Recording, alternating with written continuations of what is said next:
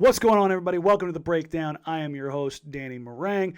Trailblazers preseason is in the books. They go 1-3, winning their opening game, dropping the next three, two of them in spectacular fashion. And with that, we're going to hand out our preseason report cards for Derrick Jones Jr., Robert Covington, CJ McCollum, and Yusuf Nurkic. As you would expect, some good, some bad, some spectacular, some spectacularly bad. Let's get to it. I ain't got no time. I ain't got no time. I ain't got no time. I ain't got no time. I ain't got no. Boy ain't looking at the clock. Stepped up in the game like rock. Ball boy with the hook, can't stop. Like the dread on my head, stay locked. Look, always no island. Stay fly, no pilot. All beef, no diet. Real G, stay silent. I'm all for the mission to pray for the attention because. When I sat down to do this week's episode, I really wanted to focus on a couple things. More than, hey, they went out there and they didn't look very good. Let's kind of go a little bit more granular than that. Who did what? How well did they do it? What are some things that jumped off the tape that maybe I didn't notice the first time around, or as I watched one player endlessly over and over again, what really jumped off the page? And in particular, it started with Robert Covington. The one thing that I noticed about him that I hadn't noticed before is that, man, does he just make quick decisions. Offense, defense, jumping in passing lanes, swing passes, getting out in transition, committing to a rotation, maybe gambling in the wrong place. But the one thing that he does is he does it quickly. He doesn't dilly-dally. And I like that word because I think it emphasizes exactly what I'm trying to get across here, in that there's not that movement. And when he does it, it's a lot easier to take if it's a mistake.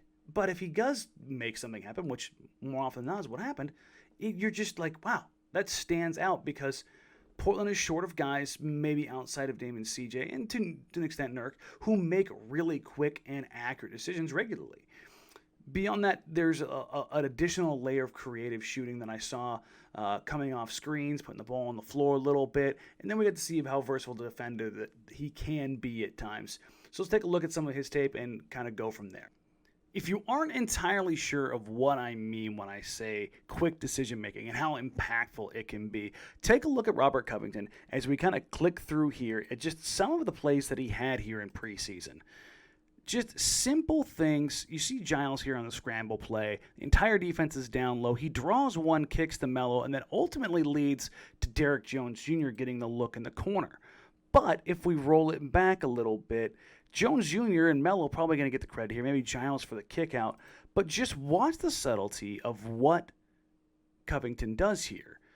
When he catches, he knows he's got the closeout coming. And the second he gets that closeout, he knows where that ball's going to go. He knows that ball needs to get across. Look, it's already gone.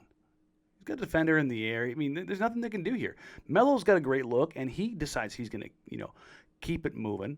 And Derrick Jones Jr. is wide open in the corner, knocks down the three. That's the kind of thing you really love to see.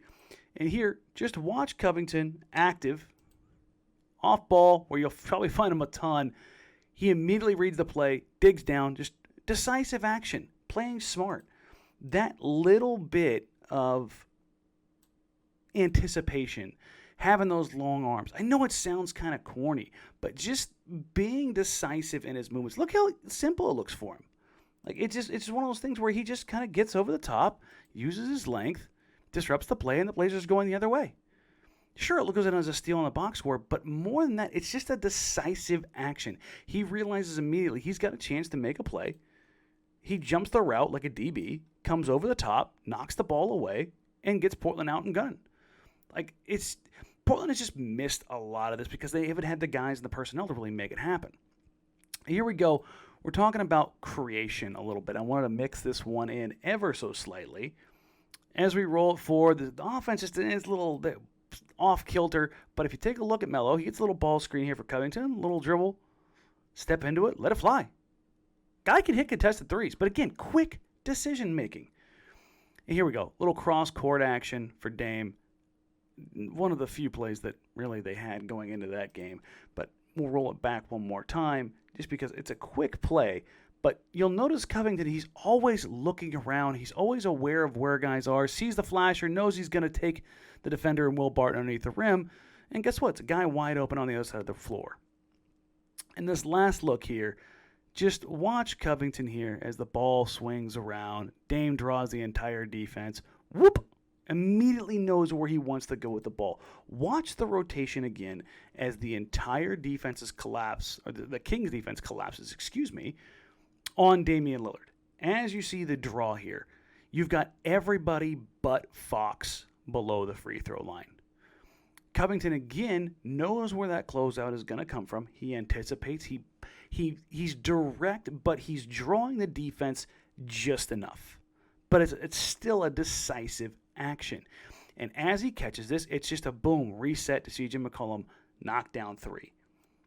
If Robert Covington can be that decisive actor, the guy that keeps the gears greased, to keep the offense moving, to keep the defense in place, to be that guy that they can count on both ends, just to make the right play, be the right guy at the right time that doesn't have this crazy usage. He can be a play ender, but he can also be that hockey assist guy.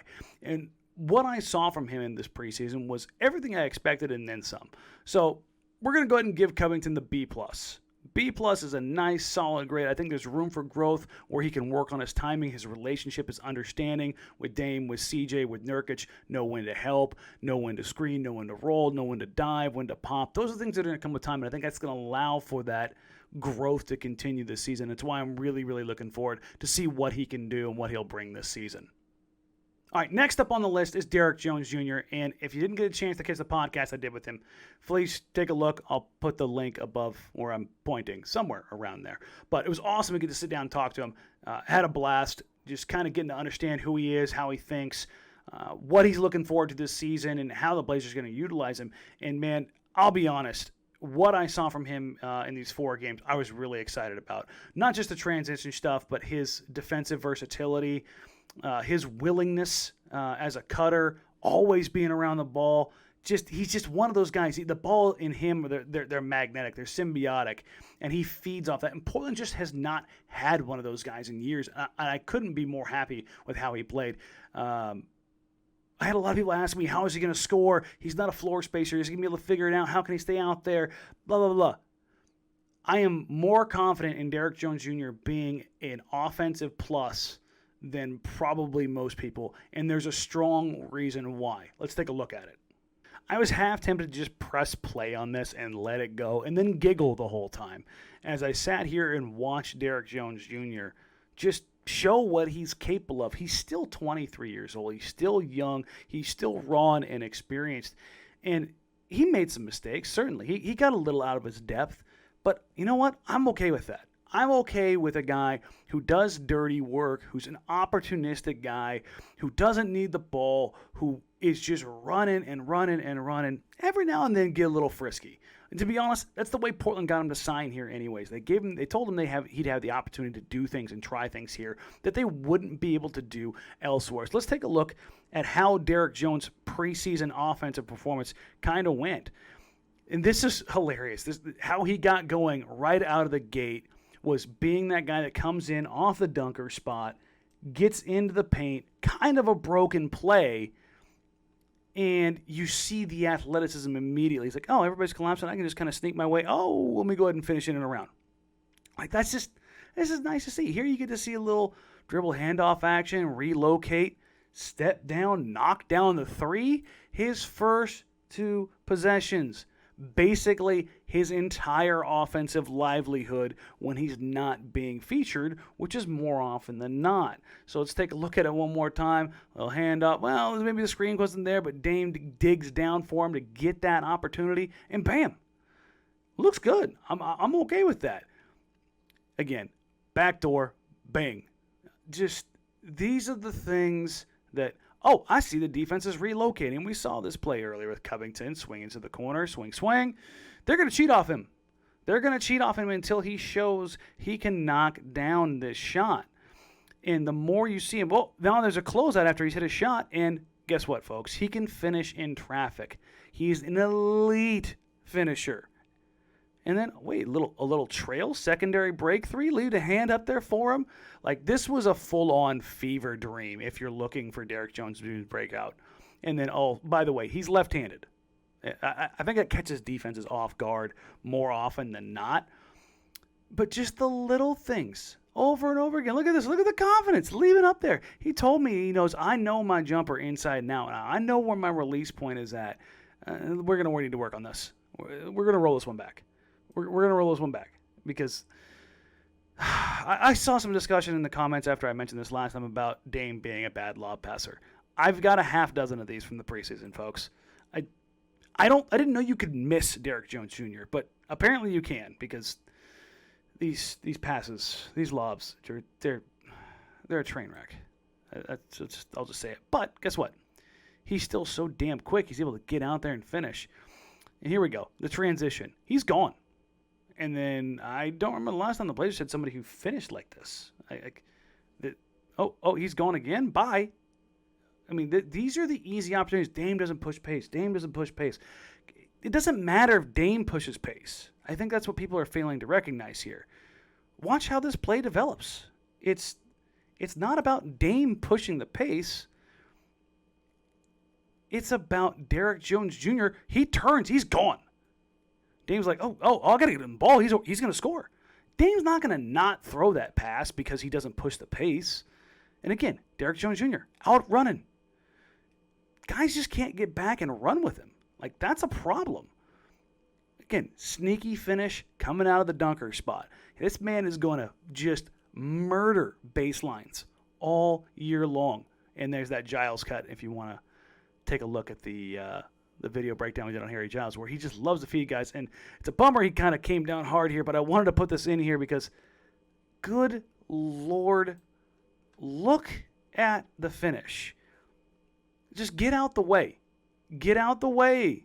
It's just, the man can absolutely finish over the top, and this is not the first, the fifth, the third, the 18th time we are going to see this season. This is going to be a very, very normal occurrence as long as he can stay healthy and upright, which, please God, let it happen.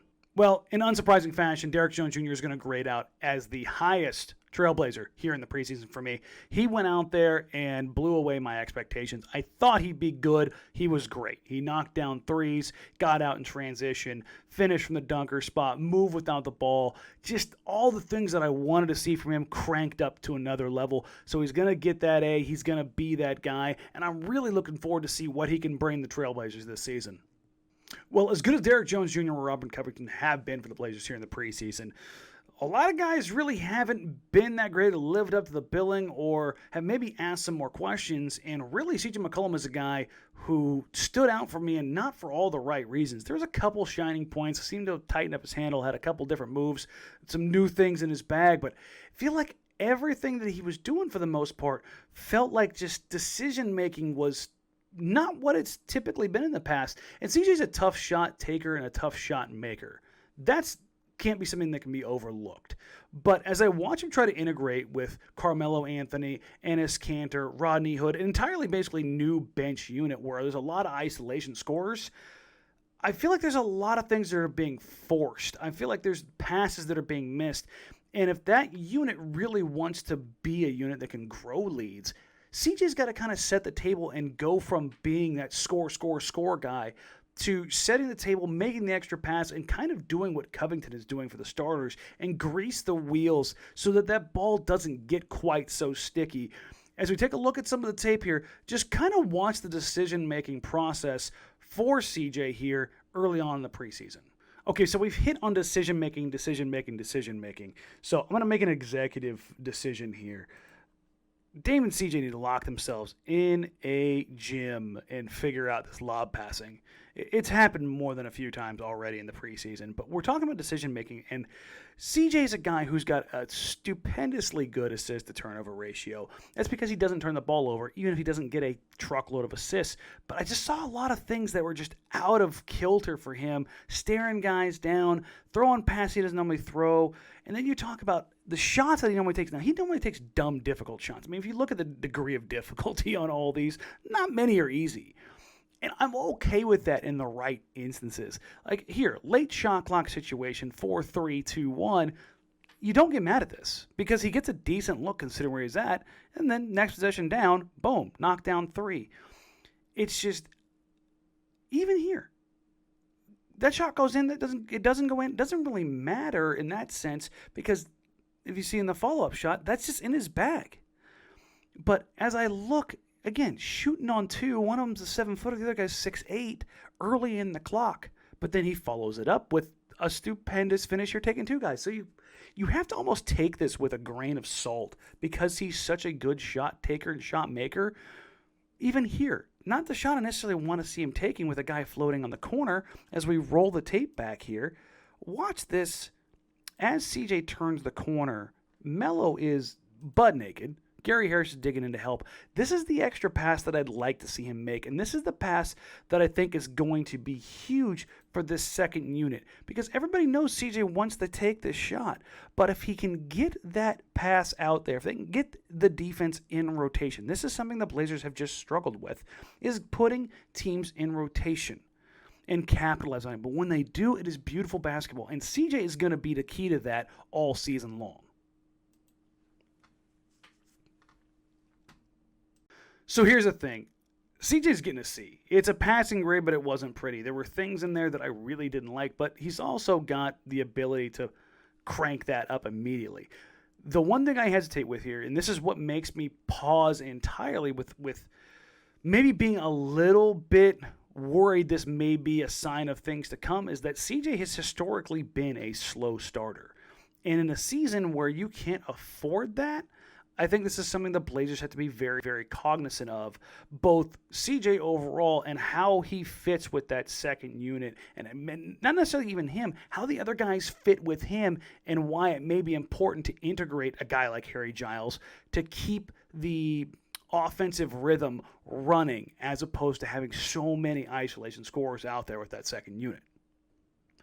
I'll be honest, I didn't know, and I still probably don't know, where Yusuf Nurkic is ending up here. I've got a grade attached to it, but I don't know how much I really believe it just because I don't know which version of Yusuf Nurkic we just looked at.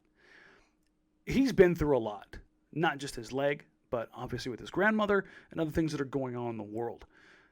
So I hesitate to be too incredibly worried just because I'm willing to give him the benefit of the doubt based on how he has been in Portland, not how he was in Denver, and his relationship with Terry Stotts and with Damian Lillard. He's been disinterested. He's been bad.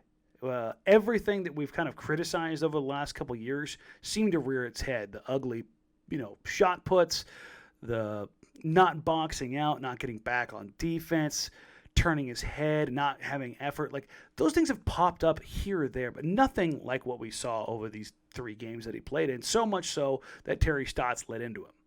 Let's take a look at some of the tape and kind of see if we can figure it out. Listen, this isn't going to end up on anybody's highlight reel, and this is the kind of thing that I think set a little bit of the tone, at least for me, was watching Yusuf Nurkic get crossed over and reaching on Paul Millsap on a baseline drive. Nothing says I don't want to be here than bending over at the waist on a guy who's closer to 40 than 30 out on the wing. And that's where some of the problems arise. As we take a look at the Blazers trying to play this new pressure defense, what they aren't aware of are these passing lanes, these pockets, as they try to put guys in positions they are unfamiliar with. I mean, CJ tries to deal with this little down screen. DJ gets up high to take away the 3, but there is a massive miscommunication here at the mesh point. I don't know if CJ thinks that Rodney is going to be the one that switches on the mesh point, or DJ is going to tag and take Millsap and CJ is going to recover at the 3-point line. But because they don't have Yusuf Nurkic there to bottle this stuff up, these mistakes are magnified. And this isn't necessarily a knock on Yusuf Nurkic. It's more about he's not in a place to succeed. Roll this back again. CJ steps up, doesn't get a piece of Murray, and guess what? There's no 7-foot Bosnian beast to clean this crap up. I mean, Murray knows he's open long before he's open. It's not hard to open up the defense here when you got your best defensive anchor, Yusuf Nurkic, out above the free throw line or out above the paint. And here, this is just a good play by Murray, but this goes to show you how much more difficult it probably is when you've got Yusuf Nurkic. That's just a hell of a shot. Again, you got him playing in between. I'm not necessarily thrilled about the effort there on the rebound, but you work with it. The difference there in Covington as opposed to Yusuf Nurkic is huge. But this is the one, I want to roll this back. This is the one that got him chewed out by Terry Stotts. If you were getting blown by Nikola Jokic, who moves at the speed of a tectonic plate, you're asking for it. Let's just kind of let it roll. I mean, that may be Jokic's dunk of his career. That's inexcusable. And these are the kind of things, getting crossed over and reaching down on Paul Millsap, being out of position, turning your head, getting caught flat-footed, that I hope it's just a get right, because that kind of thing just cannot happen for them. Because there were so many more lowlights than there were highlights, it wasn't hard for me to give a grade here. It's a D. It was his worst string of performances that I can remember. And like I said, there's a lot going on in the world. There's a lot going on for Yusuf Nurkic. But he is quite literally the glue for this team. And if he doesn't get it together and he doesn't bring it together, this could be a season that unravels for Portland very, very quickly. All right, that about does it for this episode of The Breakdown. Thank you for joining me. Obviously, we didn't hit on everything. The Blazers went 1-3, up and down, good performances, bad performances, in between. But with it being such a strange season, it didn't make a sense to hit on every single thing. Just really, this is about some things that I wanted to take a look at, that I wanted to open up a little bit more, to get a little something on record to come back to later to see if anything changed. And with that, this is a reminder that The Breakdown will be out every single week, bare minimum. Always something will be there. I'm going to try to amp it up as the season goes, a game every other day. I'll try and get the content out to follow as quickly as I can. Live streams, podcasts. Going to try to get more guys from the team on the podcast as well. Thank you, everybody, for subscribing, for listening, for downloading. Please keep it up. Please like, please rate, please review, please follow at Danny Marang everywhere on YouTube, at The Moosin on Twitch. Thank you. I really appreciate it. We'll catch you guys next time. Bye. I ain't got no time. I ain't got no time. I ain't got no time. I ain't got no time. I ain't got no. Boy ain't looking at the clock. Stepped up in the game like rock. Ball boy with the hook, can't stop. Like the dread on my head, stay locked. Look, always no island. Stay fly, no pilot. All beef, no